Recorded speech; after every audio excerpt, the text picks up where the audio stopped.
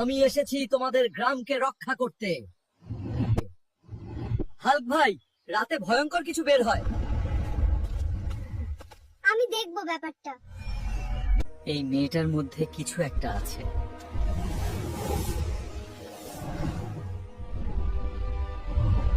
এই গ্রাম আজ আমার। ওটা হতে দেব না। বাঁচান হাল্ক ভাই, নিরীহ প্রাণীদের কেউ ছুতে পারবে না। তোমাকে আমার দাস বানাবো। হাল্ক কাউকেই ভয় পায় না।